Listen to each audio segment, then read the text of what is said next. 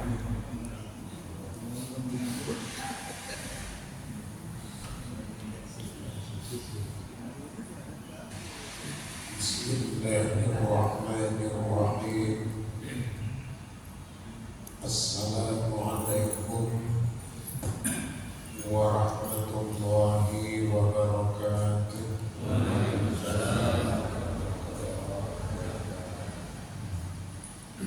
Alhamdulillahi rabbil alamin.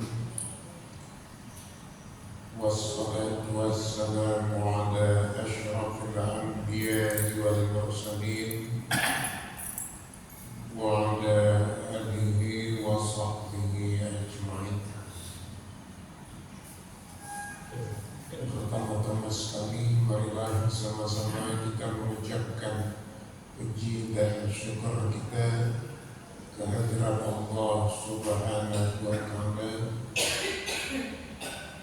yang telah melimpahkan nikmatnya kepada kita bersama berupa nikmat iman dan Islam. Selanjutnya salawat beserta salam sama-sama kita ucapkan kepada Muhammad Rasulullah sallallahu alaihi wasallam.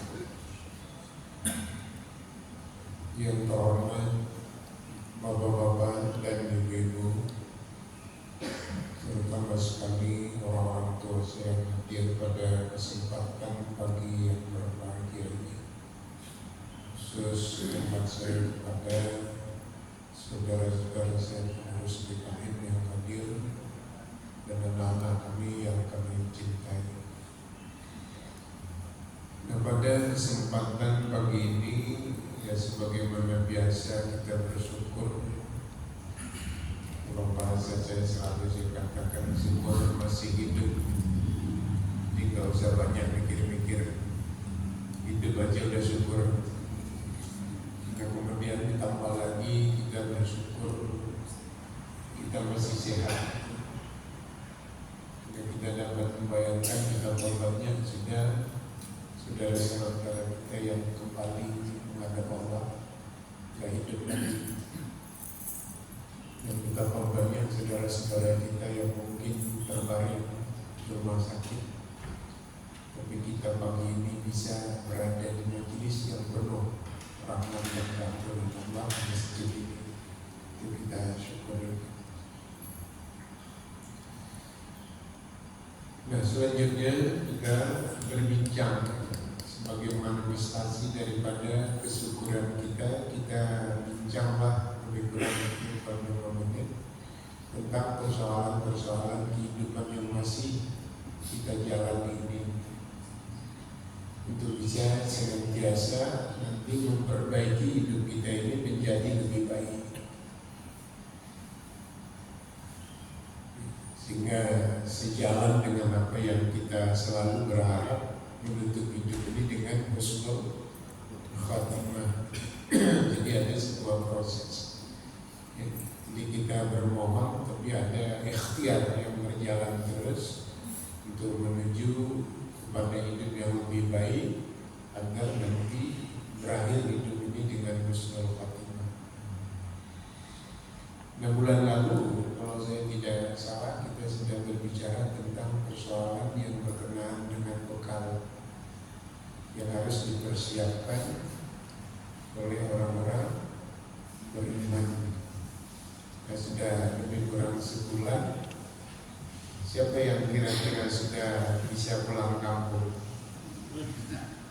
Sudah cukup kira-kira bekal untuk pulang kampung. Kampung kita kan akhirat, dunia untuk cari bekal.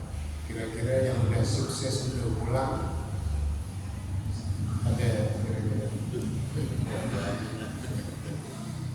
Jadi kita supaya kita mendapat yang pesan agama itu menggembirakan. Saya tertarik sekali ada membaca satu buku yang ditulis oleh seorang ulama pesantren. Kata dia, yang paling pertama sebenarnya agama itu ada untuk kita ini, untuk menggembirakan kita.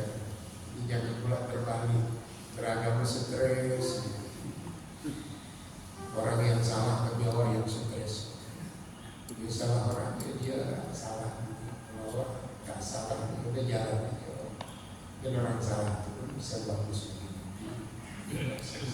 stres. Di beragama itu sebenarnya menggembirakan. Jadi saya tadi hanya sekedar bahasa gembiranya, ya karena kita udah sebulan lalu cerita tentang bersiap untuk pulang kampung. Yang kira-kira mana tahu tak ada yang udah mau pulang kampung. Ya. Tapi kita kan tahu pada hakikatnya urusan pulang kampung itu tiketnya nggak bisa kita yang ngatur.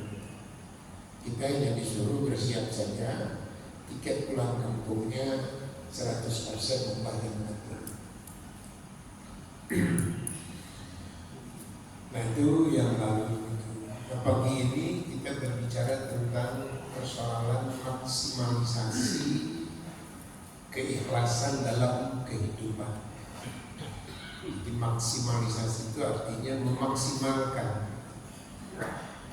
betul-betul membanyakkan betul ya.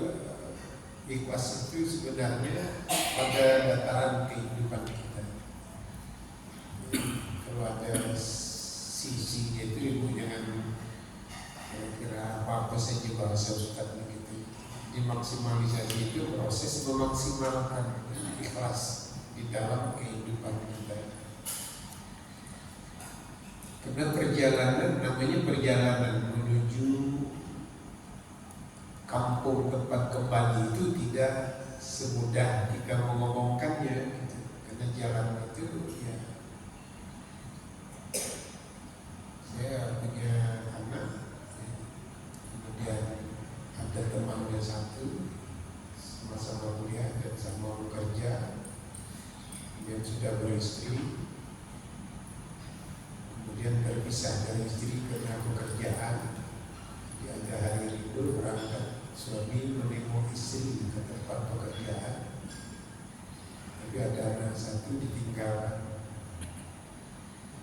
Perjalanannya dalam hidup pergi untuk berkunjung ke tempat kerjaan istri. Tapi begitu pulang, justru perjalanan hidup dia yang selesai untuk pulang menghadap Tuhan karena konser malam dia pernah terlupa.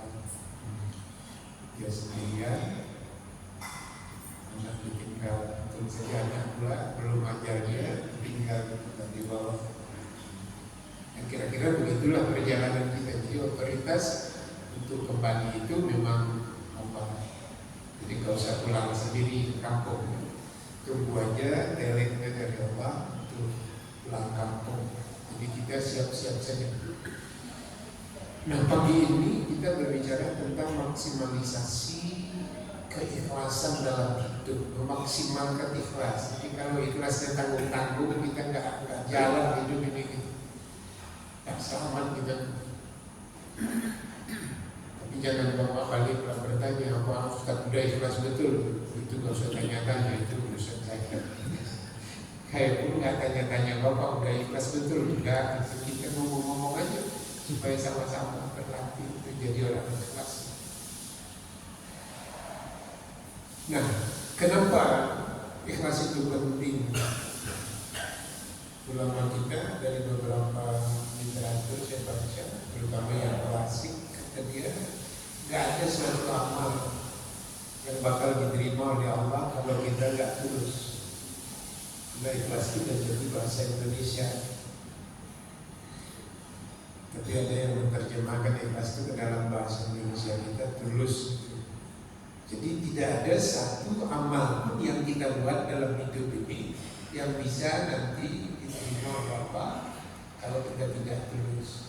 Jadi kalau bahasa kerennya, nilai suatu amal itu terletak pada ketulusan kita melaksanakan. Artinya kita ngaji pagi ini pun tidak ada nilainya kalau hanya nak makan goreng tempe aja. Tapi persoalannya siapa yang tahu tentang kita datang mau makan goreng tempe-nya, ya itu hanya Allah yang urus-urus lain itu ada yang bawa aja dia makan. Tapi siapa yang memang menunggu kopi datang atau teh datang ya, itu udah dapat. Tapi di sisi Allah itu jangan-jangan yang bawa airnya yang dapat pahala.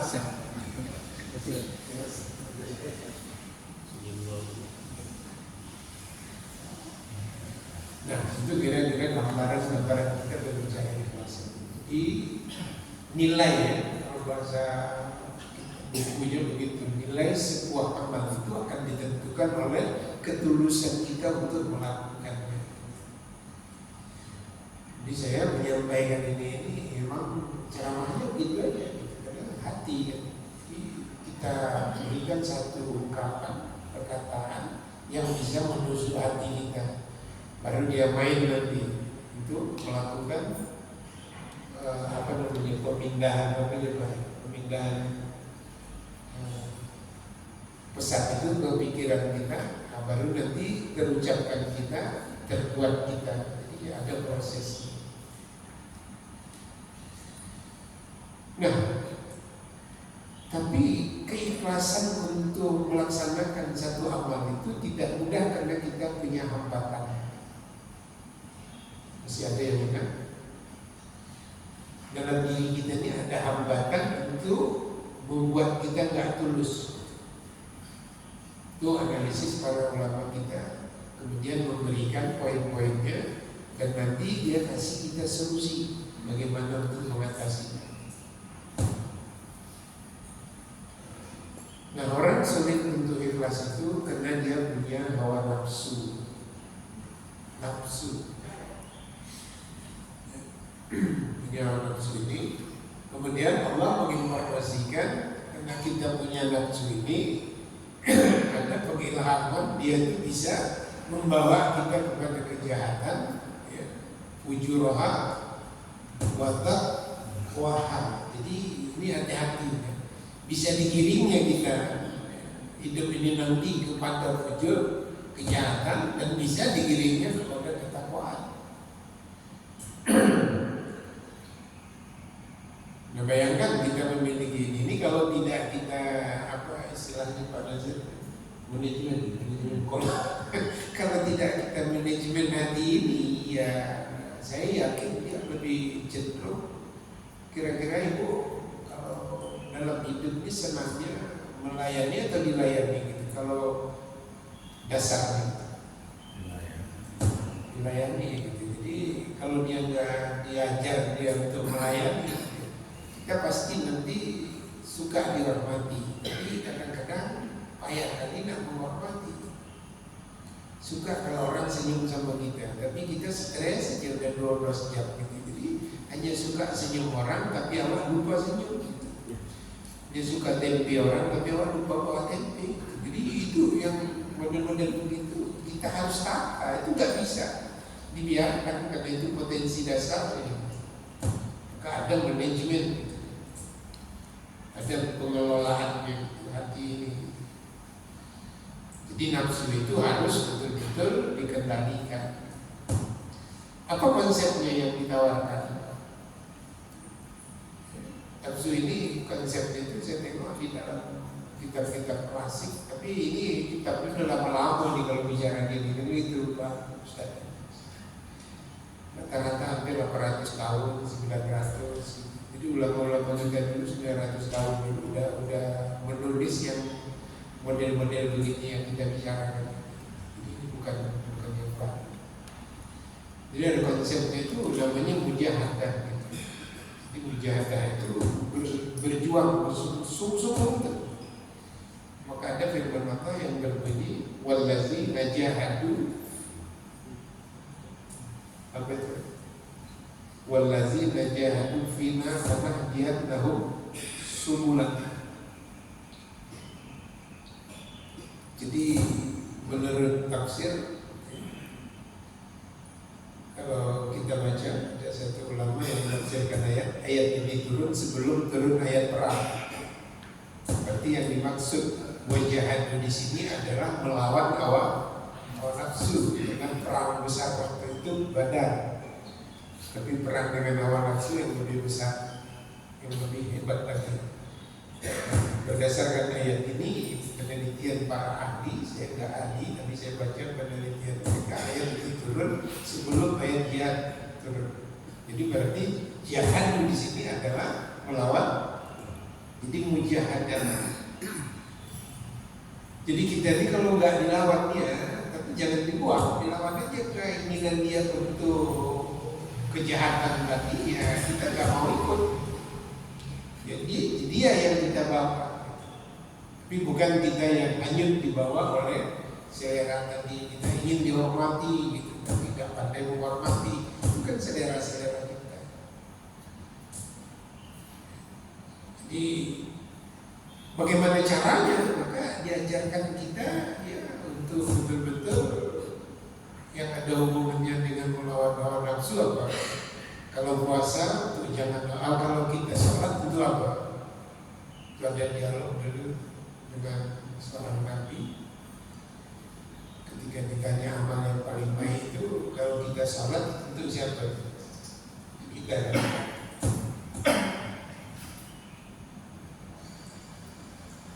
Kalau kita puasa untuk melawan hawa nafsu kan. Nafsu itu mau dia makan, tapi jam makan kita berhenti makan. Kenapa itu? Bu biasanya kalau di 11 bulan tadi, ya ini kita pagi ini nanti sarapan pagi ya. Saya minum aja bukan datang. Kalau bulan puasa, tidak ada. Padahal udah 11 bulan kita rutin, tapi itu bisa kita kendalikan. Siapa yang mengajarkan itu? Allah. Nah kalau ini udah bisa nanti main dalam hidup kita, seperti kita berpuasa itu, apa saja yang sebenarnya keinginan hawa nafsu kita yang tidak dibenarkan dalam aturan puasa yang ditetapkan Allah dan Rasul, kita ikut. Nah inilah pelatihan-pelatihan untuk mengendalikan.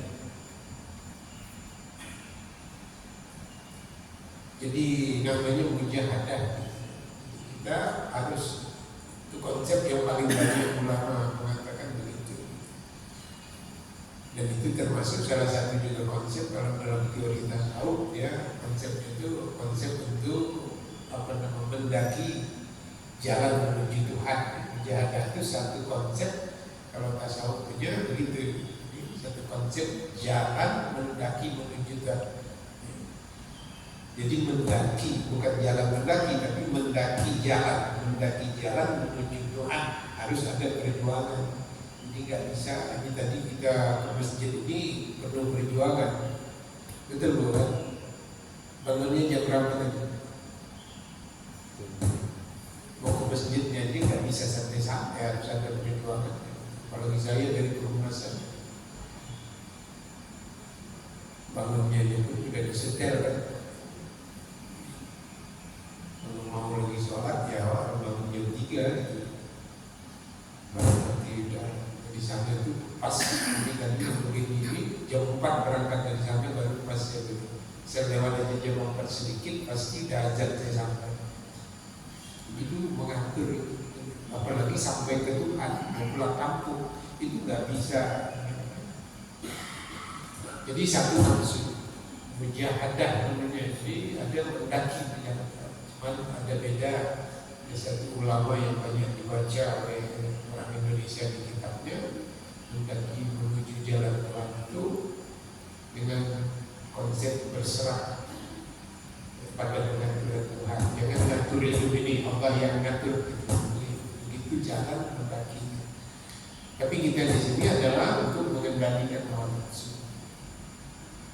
Nah, kira-kira menurut Bapak Ibu sampai hari ini kira-kira nafsu yang ada pada diri kita dan tidak ada diilhami kecenderungannya untuk kejahatan dengan ketakwaan, dia lebih banyak ngajak kemana? Ngajak ke masjid atau ngajak ke plaza? Kalau ada uang kita taruh ke masjid atau belanja ke plaza, toko pajak gitu. Jadi itu kita amati. Jangan kita hakim-hakimi orang. Kalau udah ada Pak Hakim di sini, kita nggak boleh menghakim-hakimi orang. Ya kita tanya aja gitu selera kita. Saya suka aja begitu. Tidak usah kita repot dengan orang, tapi kita ya dirinya aja tak terurus-uruskan. Nah yang kedua, betul untuk maksimal ikhlas itu kita punya ada yang kan ego. Itu tadi yang kita contohkan tadi. Jadi kita tuh suka dihormati, tapi agak berat untuk menghormati orang. Suka dilayani, tapi agak berat untuk melayani orang. Suka dipuji, tapi agak sulit memuji orang. Sehingga orang bijak mengatakan, kalau kalian melakukan sesuatu tapi orang udah benci nengok kalian, sebaik apapun yang kalian lakukan, pasti dia akan menemukan bukan baik yang kalian buat itu, tapi buruk yang pernah kalian lakukan. Tapi kalau kalian sudah nanti senang dengan orang, buruk pun dilakukannya, pasti kalian nanti menengok dia yang kalian cari adalah baik dia. Nah, oleh karena itu kata orang bijak, buat aja kebaikan, karena urusannya bukan untuk orang, tapi kita buat baik, urusannya untuk Allah Subhanahu wa Ta'ala. Jadi jangan bosan buat baik, kegantian orang belum baik mandang kita, itu biasa. Menurut Bapak Ibu, bagaimana pengalaman Ibu baik orang mandang semua, ada juga yang minta. Pokoknya membuat baik gitu, sekampung tuh baik aja, atau ada juga yang agak-agak mau muntah jadi ngorok. Ya udah, silakan aja, tak usah. Karena agak muntah pun kau tak akan merubah baik yang aku buat. Gitu. Aku tahu bahwa kau dari dulu memang tak sedap aja dengan aku. Jadi baik yang aku buat. Nah, itulah hati tadi. Jangan ada hati itu sudah rusak dia ke orang. Baik itu buat orang tak bisa baik lagi. Kira-kira bisa nggak diakui konsep ini? Ada nggak pernah berpengalaman?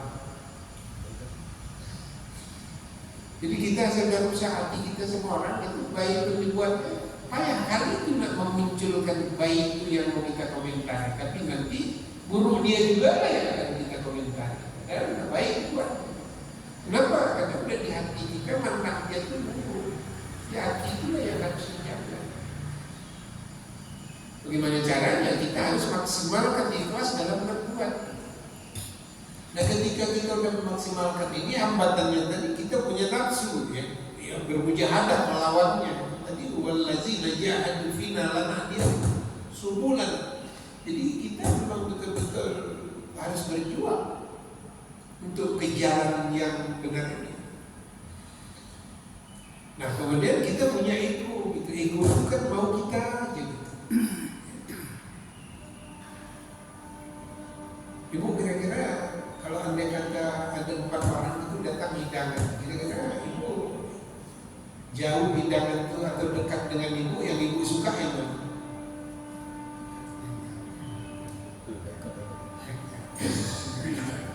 Kan dekat. Kalau jauh sedikit, itulah itu. Kalau yang benci jadi aku. Kalau kan aku di masjid jauh aja tapi itu dari aku. Sama waktu dekat aja dia kasih bapaknya kalau begitu. Jadi hati berat sekali kalau kita nggak paham.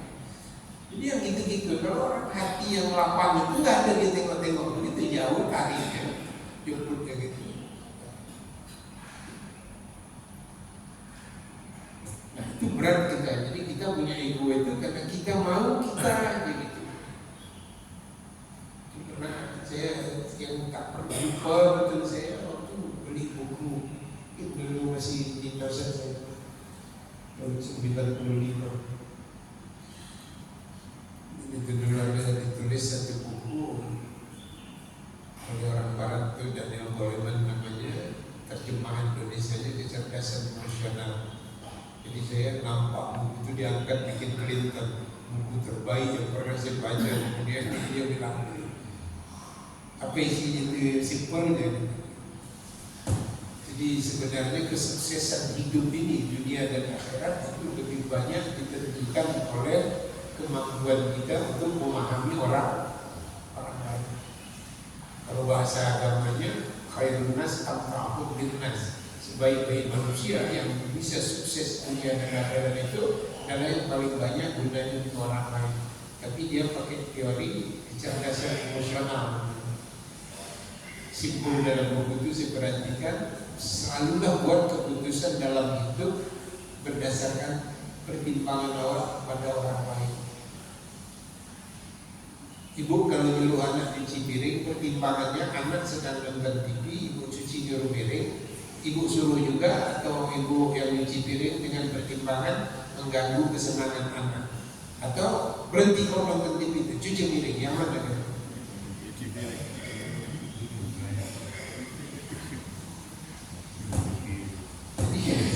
Coba bayangkan, kita di rumah tangga itu sebenarnya ada banyak yang salah. Kalau kita belajar di pesantren didik anak, saya baca semalam nangis. Dia sama anak itu nggak boleh ada terganggu dia, sehingga dia merasa orang yang paling. Jadi sehingga idola dia nggak ada lagi di dunia ini. Kemana dia pergi nanti ayah ibu itulah yang terasa dia betul-betul yang. Maka ada satu dulu jemaah saya, anak dia di Fakultas Kedokteran, ada satu hal yang kurang nyaman dalam hidup dia, itu saya sangat mau dia terus kuliah. Artinya, maaf dulu ya, putus cinta gitu.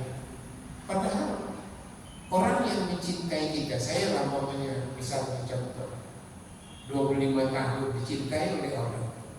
Saya udah 25 tahun dicintai oleh ibu dan ayah saya. Ada orang baru 3 bulan aja mencintai awak, diputuskan kok hilang ingatan awak. Pigilah kau, ayah mama aku aja udah 25 tahun masih ada mencintai aku, tak ada kau. Ya gitu aja awak kalau pandai mencintai. Ini orang yang baru 3 bulan belajar mencintai awak, diputuskannya sehingga awak putus sekolah. Padahal ayah ibu awak udah setengah pingsan mencintai awak sampai hari ini, ada melindungi awak. Kok enggak itu? Kalau kau tak mau sama aku dengan kalau soal cinta gak ada itu, ayah mama aku itu dari 25 tahun sampai hari ini dia cinta sama aku. Gak pernah aku perang. Pergi kau kesana. Berbuka dia. Kira-kira ada yang begitu atau ada yang putus sekolah? Karena gak pandai menata hati. Hati yang dibonceng hawa nafsu itu, hati yang dibonceng ego itu yang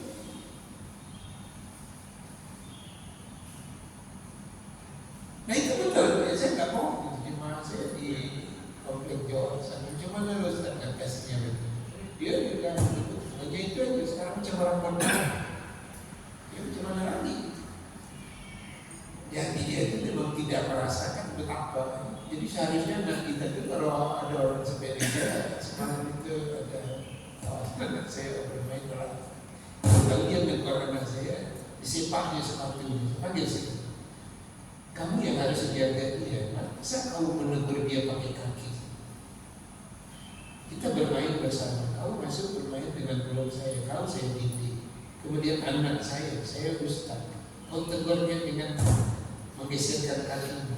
Selalu enggak itu, tak bermartabat kamu, tak bisa kau menjaga orang lain. Saya 25 tahun ini nyamuk aja mati kalau gigit setampar. Ini kau enak-enak aja menegur dia pakai sepatu mobil. Kira-kira begitu kira maksudnya. Maksud saya kita mendidik hati ini begitu. Jadi sampai orang nanti jumpa orang tua ada rasa kasih sayang dia, jumpa perempuan dilindunginya, jumpa orang susah dinaunginya. Kan begitu, itu yang mau dia. Ini jumpa orang susah, orang malas, kok nggak susah. Jumpa perempuan diganggu, bukan malah kita menjadi orang yang pelindung dia. Jumpa perempuan mogok keretanya, berhenti awak dulu dari jauh, tengok gitu, terengkol dia tuh enggak. Dekat terengkolnya udah gak usah pikir sana sini, biar saya bantu terengkol gitu. Tapi kunci kereta kita itu yang hilang ketika kita berhenti lari gitu. Jadi itu yang mau dimiliki. Jadi sentuhan-sentuhan itu namanya emosional itu. Kita paham orang tua yang butuh bertolong, paham orang yang mau menyeberang, paham orang yang mau parkir, paham. Kan begitu yang kita inginkan. Dan masih bisa, kita belum terlambat. Ini kan masih siap untuk berubah, atau memang udah berubah? Udah paten, saya ulang-ulang aja. Kita sama-sama jangan pula saya ikut dalam. Nah sudah, itu yang kedua itu. Nah yang ketiga itu sulit untuk menjadi tulus itu disebabkan ada kepentingan. Itu sudah saya sampaikan, ada kepentingan, vested interest namanya. apa bahasa keren gitu. Jadi ada kepentingan. Jadi orang ada hambatan di diri dia tak bisa ikhlas, ada kepentingan. Bapak kalau bersedekah ada kepentingan di balik sedekah itu bisa ikhlas. Betul, memberilah usaha sedekah, beri bantuan ke masjid, tapi dalam amplopnya ada nomor. kan ada kepentingan, nomor itu pesan kepentingan, sedangkan pemberian itu dalam lahirianya pemberian itu bantuan itu kebaikan, tapi vested interest itu membuat keikhlasannya gagal, maka amalnya di sisi Tuhan bantu itu hilang. Ya kita buat aja masjidnya, kalau nggak apa, itu tapi itu bukan mencaci orang, tidak ada kita orang yang kita caci. Itu kira-kira contoh-contoh sederhana dalam kehidupan nanti bisa kita seperti itu. Banyak kali di kepentingan-kepentingan di balik amal kita itu. Jadi kalau nggak maksimal ikhlasnya itu muncul nafsu dalam ramah. Bahkan kalau ulama kalau selalu katakan, kalian pikir nanti beribadah sudah pakai. Masih banyak orang beribadah itu yang dibonceng oleh hawa. Beribadah nanti dibonceng hawa nafsu.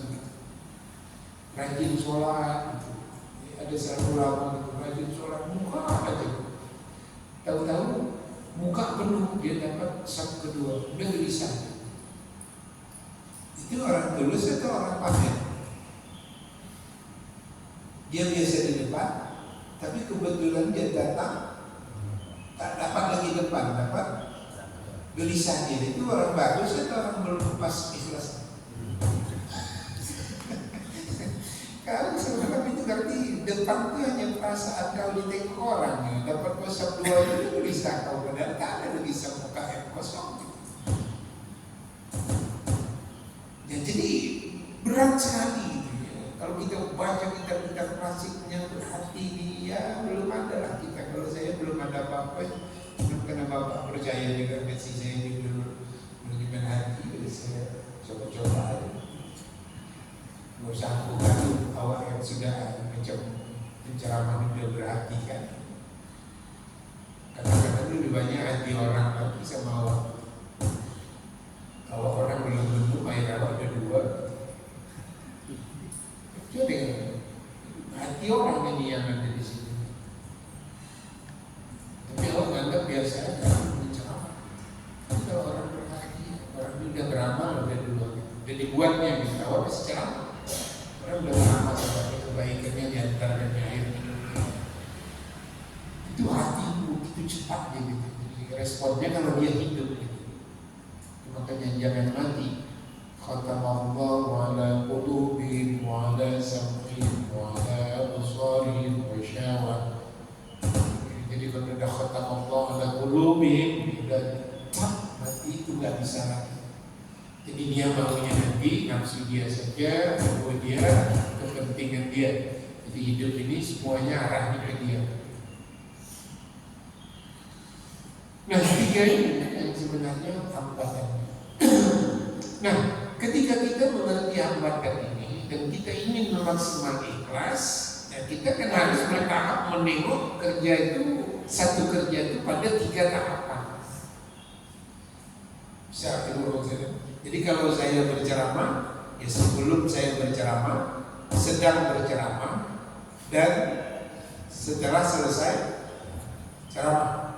Ya di situ kita harus betul-betul menganalisis, karena kita yang buat sebelum ya, aku berniat mau pergi ceramah. Dalam perjalanan banyak, ya, saya ada 2 di sini jalan, ada jalan yang dari jalan lama ini biasa, itu stres kali saya. Entah saya udah agak rabun gitu, lampu nggak ada gitu, kemudian galian banyak gitu. Jadi stres gitu. Jadi di situ nanti ada nggak kredit baik dan kredit dosa? Ada nggak komentar negatif kita terhadap jalan itu sama orang? Kira-kira kita kalau mau memaksimalisasi ikhlas disuruh nggak bahwa itu pengaturan yang macam begitu itu yang membuat terjadi begitu orang atau Tuhan dalam konsep kawin? Tuhan. Kalau Tuhan ngapain pula awal? Ya udah. Kalau Tuhan dia membuat jalan orang-orang, ya kalau Tuhan mengaturkan itu ujian pada kita sabar gak komentar. Orang yang bersalah dibalas salah oleh Tuhan, orang yang jalan baik dia menahan diri, untuk itu ujian dari Allah. Dan kalau dia diserahkan nanti dia akan lurus dengan baik, ya udah kita selamat lagi. Begitulah orang ikhlas itu. Orang ikhlas tidak terganggu dengan amal orang lain, walaupun amal orang lain itu merepotkan dia. Kira-kira udah bisa. Ini kalau jalan-jalan dengan jalan yang ada ini udah aman aja bu, gitu ada komentar. Kalau ada banjir komentarnya apa? Ada orang salah di dunia ini. Kalau longsor, siapa yang salah? Nah, tak ada yang salah. Kira-kira ada dunia ini yang bisa bertahan yang gak hancur? Ya nggak ada, udah anggap aja itu udah hancurkan Tuhan. Belajar aja dari situ kan gitu. Kalau yang tukang urus jalan, belajarlah urus jalan dengan baik kan gitu aja.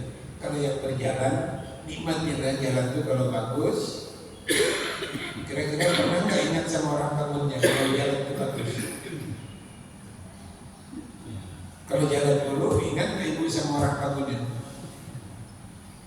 Kalau jalan itu buruk, kira-kira ingat awak enggak sama orang-orang yang bekerja di jalan? Kalau jalan itu mulus saja,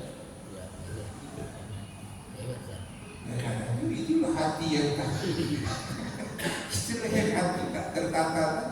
Hanya kalau merugikan awak ingat awak, kalau menguntungkan awak senang itu macam tak ada problem itu, macam tak pernah orang susah untuk menyenangkan dia.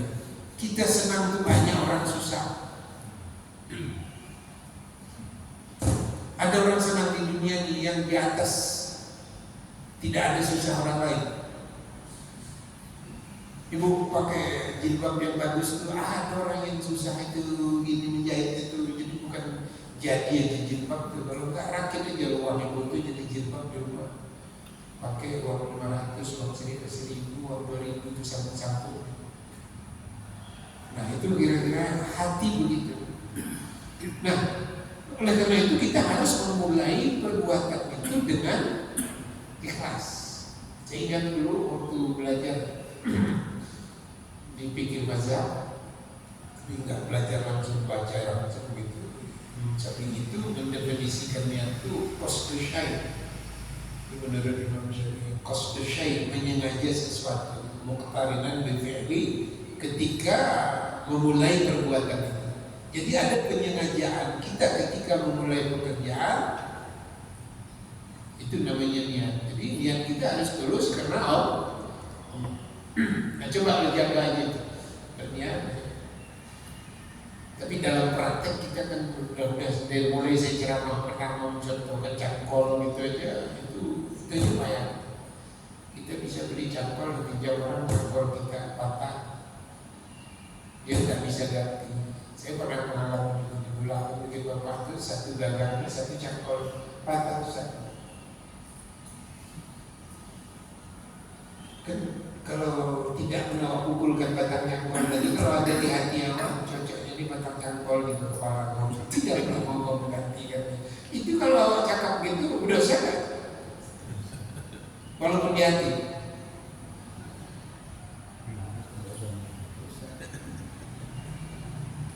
Dipulangkan awak terima, tapi di dalam ngomong, aduh ada patah pulang. Nah besok awak sambung balik, awak beli gagang baru sambung. Datang dia pinjam lagi, itu masih lama masih. Nah sekarang kalau awak tanya, kalau awak bisa memanajemen hati awak itu, kira-kira apa sih rugi kita?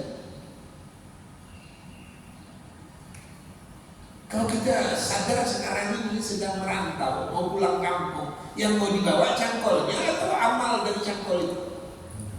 Amal dari cangkol itu apa? Meminjamkan sudah patah, sabar, itu amal dari cangkol. Ada lagi uang beli, besok dia pun ada lagi pinjam uang, kan gitu. Kenapa ini nggak bisa? Karena ada nak. Kenapa nggak bisa? Ada ego. Kenapa nggak bisa? Ada kepentingan. Itulah yang harus dilatih lewat pendekatan ibadah. Beribadahlah bagus-bagus. Sholat itu kenapa dia bukan amal yang paling baik? Ketika ada dialog langit dengan bumi, ditanya apa amal yang paling baik? Amal paling baik itu kalau ada orang yang membutuhkan bisa kau tolong, di sana Allah ada, itulah amal yang paling baik. Tapi sholat itu membuat kita bisa beramal paling baik itu. Jadi itu maka sholat itu hebat sekali dia.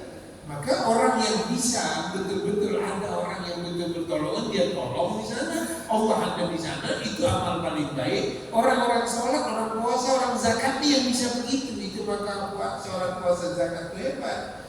Kalau sholat, tak puasa, tak zakat nggak dapat. Tapi ada juga yang sholat, puasa, zakat tak dapat juga. Asal nolong orang naik darah aja gitu. Nah itu yang harus kita perbaiki. Itu apa? Karena tak bisa memanage hatinya tadi. Jadi kita periksa ketika sebelum, setelah, selama, dan setelah selesai. Nah kalau itu sudah, jadi kita bisa maksimal. Maka hidup ini beragama ini mulai nanti dia menggembirakan, itu yang satu, yang paling pertama setengah kita itu. Yang kedua dia membahagiakan. Kemudian yang ketiga nampak beragama kita itu banyak unsur keselamatan kepada makhluk lain, kepada orang lain. Baru indah kan?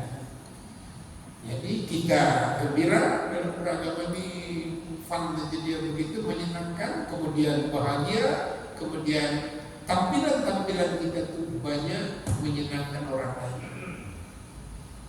Nah kira-kira tanya hari ini, kira-kira kita nih kalau diambil Tuhan, ada orang yang kira-kira merasa rugi yang ditinggalkan ini, atau biasa aja?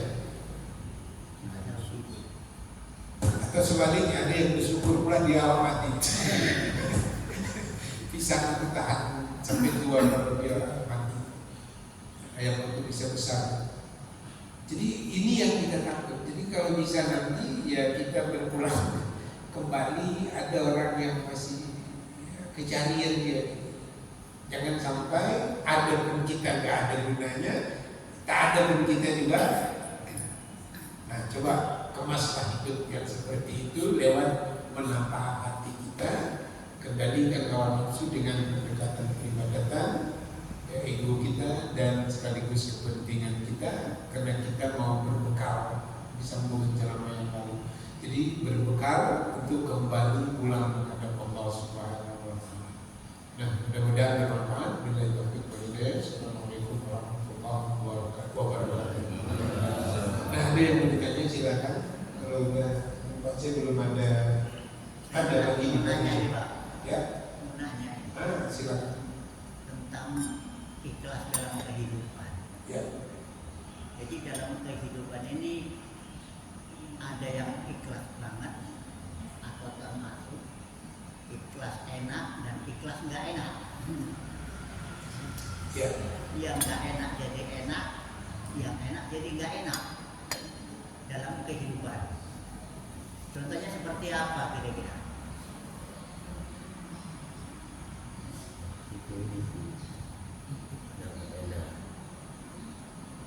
Jadi begini, ada yang nggak enak, tapi enak. Contohnya kalau mengeluarkan angin, enak banget. Tapi kalau nggak enak, itu mengeluarkan yang enak. Mengeluarkan ampas kita, gue enak banget, ikhlas sekali. Itu nggak pakai mikir-mikir, nggak pakai ingat-ingat, kok enak kali ya. Apa kira-kira seperti itu jadi orang ikhlas? Itu bukan, itu sunnah kehidupan. Hal yang menyulitkan sama kita, kalau dia lepas sangat puas, sangat menyenangkan, sangat ikhlas kalau bahasa itu. Tapi kalau saya nggak sepakat itu dipakai dengan keikhlas. Ada pula orang kentut ikhlas sekali gitu. Ada orang Ikhlas sekali gitu. Padahal orang udah berangkat 4 orang biji dari dia gitu. Jadi itu namanya nanti bisa apa namanya, kalau ada IT nanti dilaporkan orang. Masa daripada ikhlas. Cuman kadang ada juga tulisan-tulisan yang mencontohkan permisalan orang ikhlas itu seperti itu, seperti orang kentut yang tak ada persoalan lagi malah dia. Jadi kalau dalam agama tangan kanan memberi, tangan kiri tak tahu gitu ya udah gitu. Kalau dalam bahasa filosofis ulama-ulama kita, kalau kita memberi itu ya seolah kita tidak ada ingat lagi gitu. Tapi kalau pemberian orang itu yang selalu kita harus ingat. Jadi kira-kira begitu tampilan. Jadi ikhlas itu sebenarnya berbuat ya, kalau udah karena Allah ya udah gitu. Tapi itu tidak semudah itu kan, itu tadi perlu maksimal. Sampai dalam bahasa sehari-hari ya Bapak bilang tadi memang itu. Tapi bukan itu ikhlas itu. Jadi kira-kira mencerminkan tuntutan ikhlas itu seperti itu. Seperti orang buang sampah, kan nggak ada beban gitu buang sampah. Padahal sampah dia menjadi beban orang lain. Tapi bukan orang buang sampah yang nggak ada beban tuh ikhlas buang sampah. Kalau sampahnya menjadi beban orang lain, mana pula ikhlas begitu? Gitu. Kan bukan itu. Itu hanya perumpamaan pada suatu perbuatan yang ikhlas itu seperti itu. Kita aman aja. Buang sampah itu kan cuma ada orang yang diajarkan sampah di jalan. Ada dia kira-kira risau itu kan nggak ada. Tapi awal yang di belakang, saya dulu ingat dulu wakil presiden Trisno itu masih mahasiswa saya. Dia kejar itu kalau dia tengok orang dia dengan kendaraan dia dengan sopirnya, kalau ada orang buang keluar sampah dari jalan begitu di pintu, itu dikejarnya, suruh jemput tadi kalau datang. Karena dia ikhlas sekali kan uangnya, tapi orang terganggu gitu. Jadi misalkan pembuatan kita itulah membuang amal yang tadi berat tadi Pak, itu ikhlas. Jadi kalau kita kan selalu terbalik, membuang yang tak berguna, ikhlas.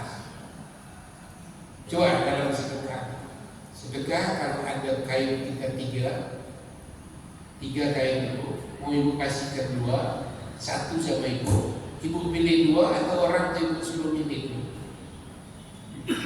Ada ibu 2, di kain ada 3, ibu 2 datang, ibu pilih dulu kain 3 tuh yang mau ibu pakai, atau pilih lem yang 3 tuh, itu aku 1 nanti tinggalkan.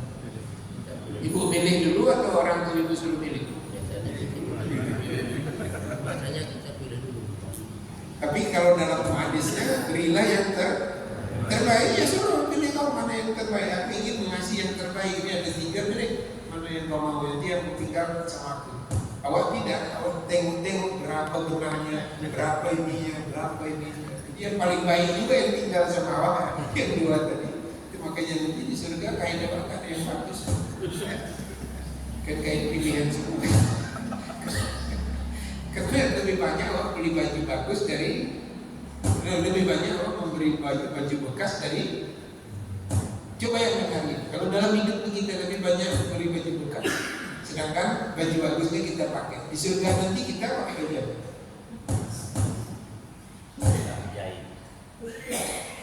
Tengok-tengok para ustaz, tengok gitu, nggak ada yang bagus baju.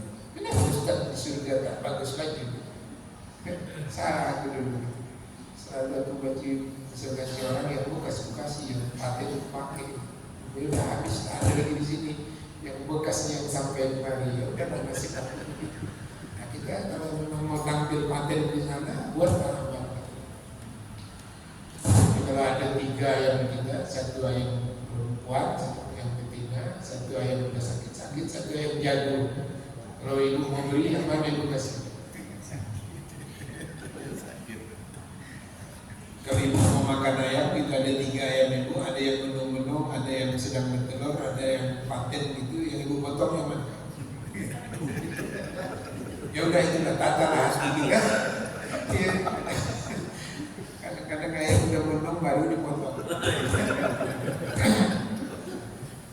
Sedangkan dalam ajaran agama makan itu menjaga kesehatan. Ayam ada yang sehat, ada yang menung pula dipotong makan. Itu macam ayam potong menung baru bawa hidup karena makan ayam sakit itu. Nah itu kalau udah sakit hati, nggak tahu mensyukuri nikmat apa, itulah yang perlu kita. Nah, sehari-hari aja nggak usah jauh-jauh kali. Saya paling nggak suka asal ngaji sedikit nanti orang ini yang mau disorot. Awal sorot dulu, perbaiki bagus-bagus. Ya ini penyemanan penjahat dunia ini nggak ada pengaruhnya sama kita kalau kita baik. Sepakat itu. Ya udah ada sepakat ya makan gitu. Assalamualaikum warahmatullahi wabarakatuh. Waalaikumsalam. Bismillahirrahmanirrahim. Alhamdulillahirabbil alamin. Wassalatu wassalamu ala asyrafil anbiya'i wal mursalin wa ala alihi washabbihi ajma'in. ربنا تقبل منا إنك أنت السميع العليم وتب علينا إنك أنت التواب الرحيم اللهم أرنا الحق حقا وارزقنا اتباعه وأرنا الباطل باطلا وارزقنا اجتنابه ربنا آتنا في الدنيا حسنة في الآخرة حسنة وقنا عذاب النار وصلى الله وسلم عليه والحمد لله